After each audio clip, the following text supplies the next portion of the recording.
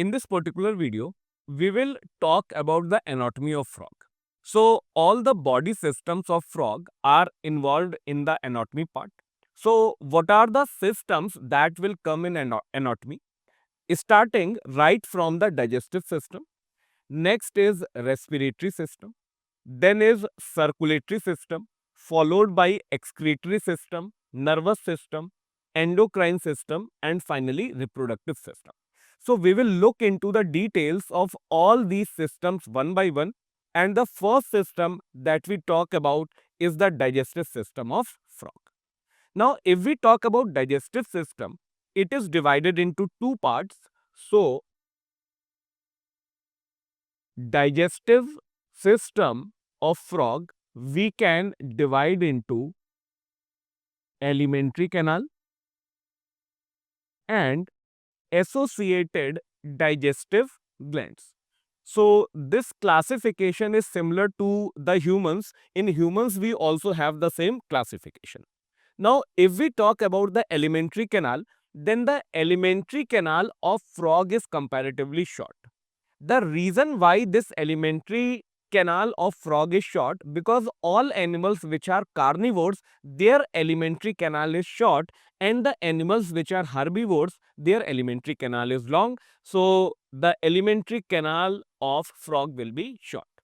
Now, talking about the parts of this alimentary canal, so alimentary canal starts right from the mouth.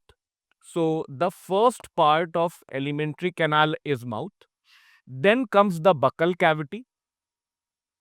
So it is similar to what anatomy is present in our body, human's body. After buccal cavity, there comes the pharynx. So pharynx. After pharynx, there comes the esophagus. So esophagus is basically the food pipe, and it is very short tube in the case of frog. Now, after esophagus, stomach comes. So there will be stomach. After stomach comes the intestine. So in this case of frog, a small intestine is formed mainly of duodenum. So in this, a small intestine is there and it is formed mainly of duodenum. Then comes the large intestine, and in the case of frog, only rectum is present in its case. And this rectum will open into cloaca, and cloaca will open out by cloacal aperture. So we can say that rectum opens into cloaca and cloaca opens into cloacal aperture. So this is whole alimentary canal that is present. We can see the sequence in the diagram. In this diagram, we can see that the first part shown here is esophagus. So in this particular diagram, mouth, buccal cavity and pharynx is not shown, and it starts right from the esophagus. So esophagus is a short tube and it will join the stomach. Stomach will join the intestine, to which we are calling it as duodenum. Now this intestine will coil and finally it will join the rectum. This rectum opens into the cloaca and cloaca opens by the aperture. That aperture is called as cloacal aperture. So this is the sequence of alimentary canal.